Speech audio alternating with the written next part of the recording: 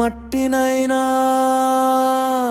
నన్ను మనిషిగా మార్చి జీవవాయువునూది జీవితాన్ని ఇచ్చావు.